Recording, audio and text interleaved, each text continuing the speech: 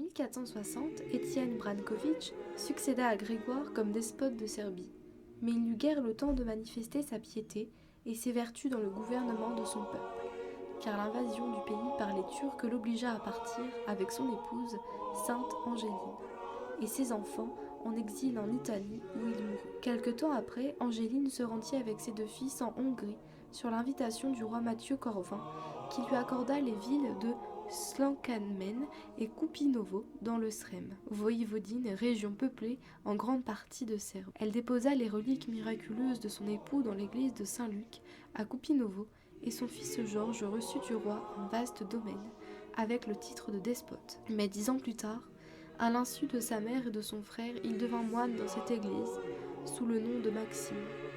Jean, le second fils de Sainte Angéline, se vit attribuer à la place de son frère le titre de despote en 1496. Il se distingua par ses initiatives diplomatiques pour rassembler les puissances chrétiennes contre les Turcs et par ses incursions en territoire ottoman, et fit preuve d'une grande sollicitude pour l'Église, en particulier pour les monastères de Latos, de Dalmatie et du Banat.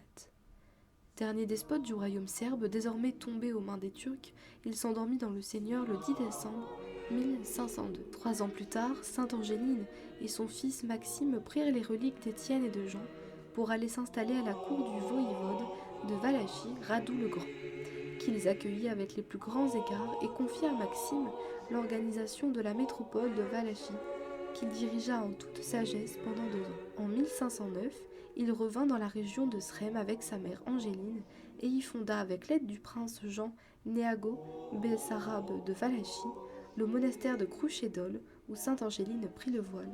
C'est là qu'elle s'endormit en paix vers 1516.